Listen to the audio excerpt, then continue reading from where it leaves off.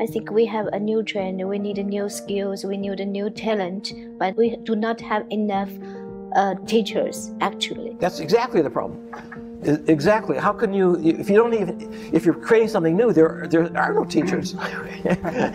You're pulling yourself up by your bootstrap.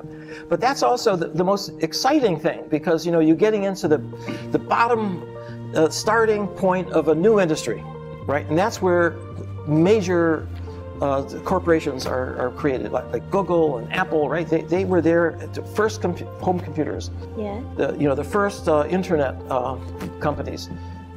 Those are the ones that really are very powerful today. And the same thing is going to happen in these other areas, where deep learning is now transforming how education is going to work. There's a lot of startup companies now that are able to use large data, deep learning, and apply it to specific areas. Like, for example, language learning is a really good example.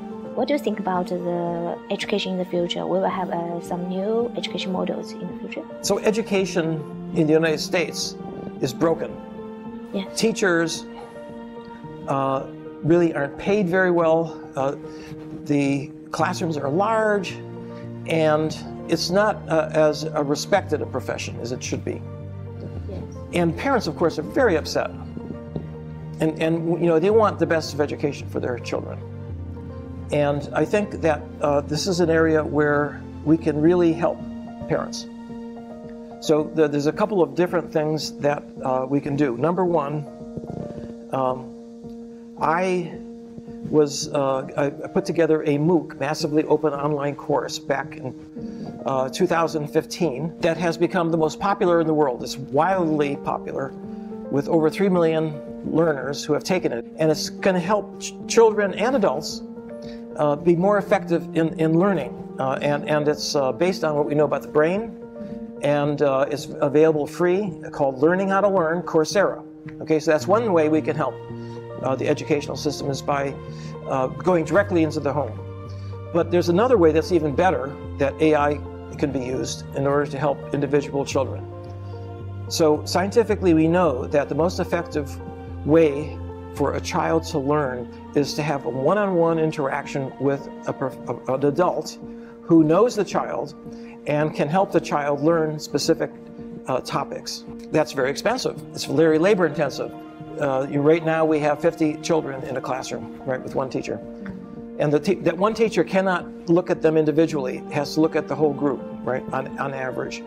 Why not create an AI tutor, an assistant, that knows your child, from a very early age, and is able to collect data from the child, and using the data and deep learning to be able to understand the difficulties your child may have, motivate the child to help that child get over the block. And this is an assistant that can grow with the child, so over many years. And if they have a mental block like mathematics, often it's difficult for some children. And it's, of course, within our capability. It's just a matter of building the right platform, and also the privacy concerns. There are a lot of issues that have to be looked at carefully. But I think AI is going to have a great impact on education. And I was a co-director of a National Science Foundation-sponsored Science of Learning Center, $30 million in 10 years. And we brought robots into classrooms. Wow, that's very good. To interact with preschool kids, the 18-month-old kids. And this was fabulously successful. And this is something that can be scaled up. It turns out little kids love to interact with robots. Yeah. And the robots can help teach them. And the teachers love them too, because they help control the class. The trouble with teaching now is it's not just teaching, it's you have to do crowd control, because the kids are not always want to sit down and pay attention to you. They're running around, right? But the classroom will disappear in the future? There's something important about classes which have to do with social interactions. So I think you still need to have some way for children to come together and play and to learn things, but I think there are more effective ways than the one we have now. So the classroom maybe is not an important channel to do the knowledge transfer. Right. That's right. Transfer is channel. That's right. In fact, now this is something that's happened in college classrooms. It's called flipping the classroom, like all these courses that are available online, over 10,000 in any subject you want. And what happens is the teacher will say, well, look, we're going to be studying differential equations. Go to this Coursera course, take this lecture, and then we'll come in tomorrow and we'll discuss it. So now the teacher doesn't have to reproduce everything the other teacher already went over and probably could do it better because they were selected to be the best teachers. And now the students can ask questions, and now it's a dialogue and it's more active learning. And this is a much more effective way to learn than just sit there and passively take in the information. That's the worst way to learn because, you know, it's hard to keep attending. Your attention span, especially for younger students, is very short. You get saturated, you know, after sitting there for 3 hours. You know, you don't have any more capacity to take things in, and it's very ineffective. When I went to school, we used to have recess where you go out and run around, and that's very important for the brain. The brain needs activity in order to be able to, take things in, and while you're not subconsciously aware of what's going on, your brain is taking that information and integrating it into all the other experiences you've had in the past. And that process takes time. And exercise is really good because it pumps oxygen into your brain, renews it, and it's good for every organ system, including, you know, your heart, your immune system. And you know what? In the United States, they've gotten rid of recess. They've gotten rid of gym. So they're just going in the wrong direction. The educational system is broken.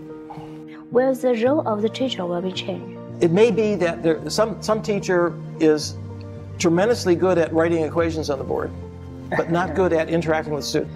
But there are other teachers who may not be so good at you know, the mechanical part of following a sequence of things on the board, but they're tremendously good at inspiring and motivating students. Right? They have very good ability to have a relationship with students, and those may have more impact on your life than the teacher who has the technical abilities. So we need many different types of teachers, but you know, that's why I'm saying that this idea of an AI assistant, a tutor, might be useful. There's like 100 courses on machine learning, you know, in Coursera. And you know, one of the things that students do is they go and they test, they look at different courses and they ask whether they like the teacher, is this the material I want? So they sample. It's like reading a book. You pick up a book, you read a few sections, and you look through it and say, you know, this is not what I was looking for, right? You sample it. But then you come across, this is exactly what I wanted. I love this way of doing it. And so you sit down and you read the book, right? And so the same thing is going to happen for MOOCs. The student can select which is the right style for them that they enjoy, the teacher's style, the materials, what they need. But the idea is that they have a choice online, whereas you don't. If you go to a school and there's only one teacher teaching the course, that's it. Maybe you're lucky and it's a good teacher, or maybe you're not, right? So you know, it's really about democratizing education, making it available to more people, and to have a a greater choice that students can make. We have lots of students; they are very passionate on AI. So, do you have any suggestions for them? Which knowledge are required for those undergraduate students? Undergraduates, okay. Yeah. So, well, first of all, I think that it's too late. I think you have to start much earlier. I would start with children who are 3 or 4 years old. Maybe start with a basic or something. Okay. No, but the idea to learn how to program, you know, just the elementary skills that you need, your internal model of what a program is, but also to understand something about information. Mm-hmm. And this is something that very, very few people in the public understand: probability. You know, what's the probability that some event is going to happen, and how are probabilities combined? And these are things that are incredibly important when you're scaling things up and you want to know, you know, so let's take self-driving cars, right? Yeah. Okay, so let's suppose that, you know, your program is really good, it only makes a mistake once every 100,000 times in identifying something in the road, right? Yeah. Well, is that going to kill you? I mean, if you identify something that you don't know, which turns out to be a bag that's floating through, it doesn't matter. But if that turns out to be somebody with an umbrella, wow, that could be a big mistake. So you have to understand these probabilities and what the consequences are. So I think you have to have some basic math, probability and statistics, basic understanding of how the world is organized in terms of uncertainty. So one of the reasons why the traditional AI failed was that they thought the world was black and white. It was logical, that yes, no. That's not the world I live in. The world is filled with these shades of gray and uncertainties. You're combining information from many different sources, and yes, you do have to make a decision, but you have to do it probabilistically, and that's what deep learning is all about: taking in many sources of information, and your brain is doing that, and you aren't even aware this is happening, but you're taking in information.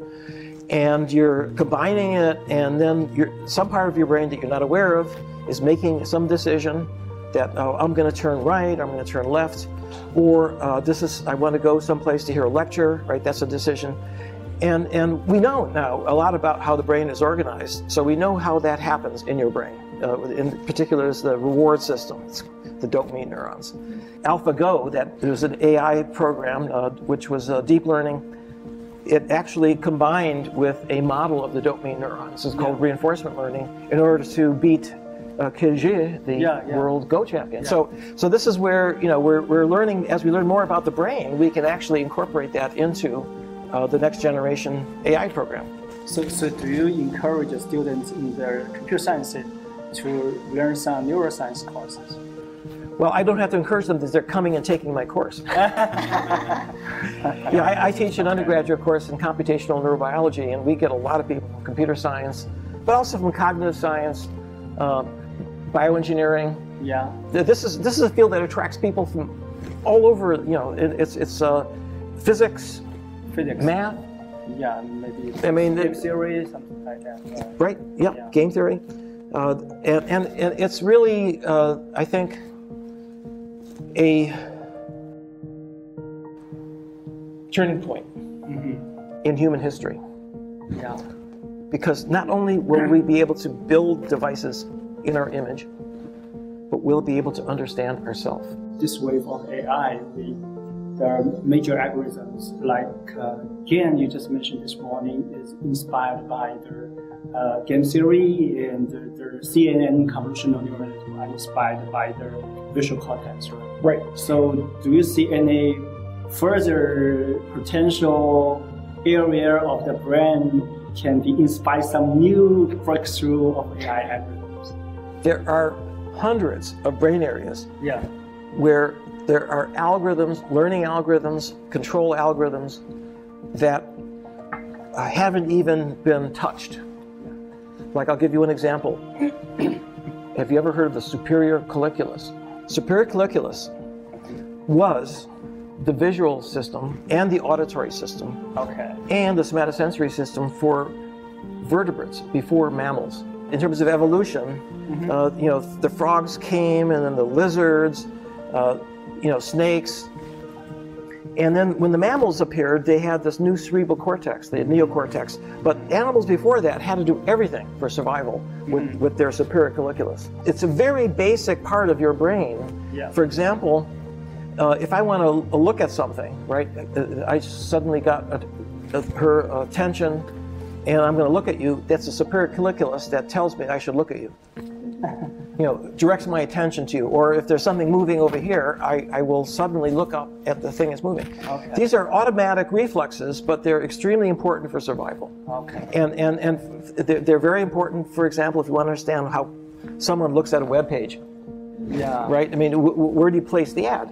and how do you direct people's attention. All of this is how the brain works. And as we learn more from neuroscience about all these different parts of the brain, not just the superior colliculus, but there's also an inferior colliculus, right? Yeah. And by the way, it has nothing to do with whether it's good or bad. It has to do with whether it's above or below. Okay, so there are in the brain. There are still lots of opportunities. This is a golden age, because this is the age in neuroscience when we're making brain discoveries that go way beyond what we could in the past, because the tools and techniques are much, much better. But at the same time that neuroscience is making these wonderful discoveries, AI has really reached a point where it can help neuroscience. That is to say, we can use deep learning and other machine learning algorithms to help analyze neural data, recordings from neurons. And deep learning is being used to do reconstructions, to create wiring diagrams for how the different neurons in the cortex are connected. And you know, that couldn't have been done by hand. It was very labor intensive, but now we have these powerful new learning algorithms that they can learn how to do that by taking serial sections from electron microscopy and following specific wires, axons, and dendrites and synapses. And this has really transformed all of anatomy in terms of how the neuroscientist deals with the circuitry in the brain. So this is, I think this is a wonderful time when the synergies between brain science on the one hand and AI on the other hand can help each other. Computer, they use the electronic power, and the brain. What's the brain's energy? It uses the same power that every cell in your body uses. It's called ATP. ATP. These are molecules that are produced from metabolism, and then they're used to power all of the electrical supply in your neurons. You know, to keep the electrical signals flowing through the different parts of your brain. By the way, your brain uses 20 watts of power. This is like a dim light bulb. Nature has evolved extremely efficient, energy efficient brain circuits over millions, hundreds of millions of years, right? Whereas computers are using very inefficient digital logic circuitry that uses tremendous amount of electricity, and most of it goes off in heat. And the chips run hot. Like a single chip may be 40 watts, right? And that's like a tiny little fraction of what your brain is doing, right? So the future for technology is to try to increase the efficiency of chips. And there's a field called neuromorphic engineering. It was founded by Carver Mead, who's at Caltech, which is able to achieve what the brain achieves using similar kinds of a signaling, like a neuron will create spikes. It doesn't have to give you a continuous output. You only have to give out a spike every once in a while. That saves a tremendous amount of energy. So he built the first analog VLSI chip that uses spikes. And that's now, 30 years later, we're building very large scale circuits. We're building silicon retinas. We're building silicon superior colliculus in order to guide the eye around. So this is really, the technology is now well developed, and it's going to ultimately power the processing that you need in robots. So you can't carry a supercomputer in your head if you're a robot, right? It's just... Yes, actually I think that Neuralink, I think that he is trying to change people to become, or evaluated to become a big computer. Yes, a human computer. Well, Neuralink is a good example of taking advantage of a new technology for putting electrodes into brains. Yes. And to do two things. One is to eavesdrop and find out what the motor system is doing. And that's important if you want to guide a robot arm. But also, you can have sensory input coming in through sensory areas. And the problem there is that there's 100 billion neurons in your brain, and right now we can only record from a few thousand. So this technology has to be scaled up. So when the announcement was made a couple of weeks ago, Elon Musk, what they announced was they have a system that can record from or stimulate 3,500 neurons. Which is good, because that's much better than we had before, right? Where we only were a few hundred at most. But now, the beauty is they have a technique now that can be scaled up, because it's done by a robot. The robot puts in the electrodes like a sewing machine. So they should be able to scale that up, and next year they're going to be putting them into humans. And this is going to allow the brain to directly interact with the physical world just by thinking, and take information from the internet. So if you ask a question in your head, you don't have to, keyboard it in. The answer will come directly to you. But that also means that you will be controlled, actually. Shh. At this moment, I think only read the signal, not write. I think if you have the route to read a signal, that means that you can be right. It can be written by. No, she's right. Yeah, she's right. I mean, that's ultimately this. If something's possible, somebody will do it, right? But and this is now like any other technology. It's got to be regulated. You've got to make sure that certain things that could be bad,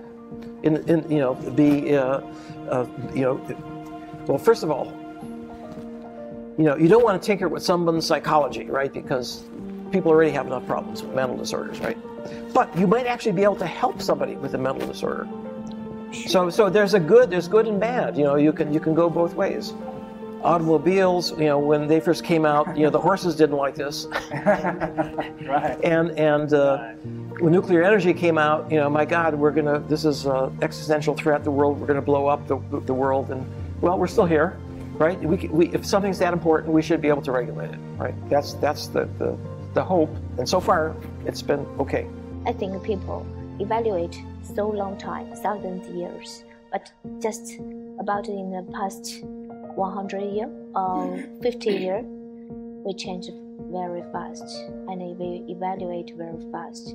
We don't know what we will go, and maybe we will be changing about just in 10 years. Do you think technology will grow exponentially? Some singularity there? No. That's not how it works. So there are people who have studied history of science, and here's what they tell us. They tell us that it's saltatory. That's to say, typically what happens is that there are these paradigm shifts. This is Thomas Kuhn, who was actually one of my teachers when I was in college, historian of science. And suddenly, like you go from classical mechanics to quantum mechanics, right, in physics, and that occurred in 20 years. So that's exponential. But then you have what he calls normal science, where you have incremental advances and people applying quantum mechanics to different problems, and then creating devices like lasers, right, and computers, right. That was all done 50 years after quantum mechanics, but it was built on the basic science.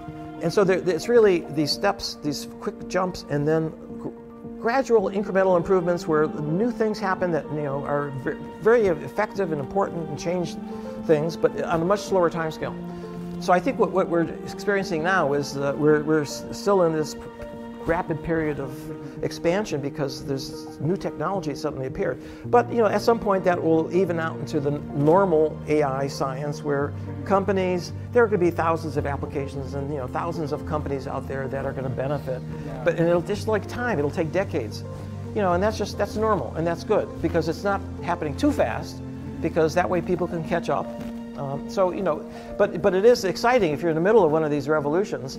I called my book The Deep Learning Revolution for that reason, because it really was a shift, a paradigm shift from traditional AI, and suddenly now we're dealing with this biologically inspired version of it, neural networks, deep learning, which really is a very different way to think about problems. Instead of program, you look at the data, see how you can effectively organize the data, understand the probability distribution, in the case of the GANs, the generative adversary networks, and then use that structure in order to be able to solve problems and create new structures. We're in this lift phase where the rocket is still going up.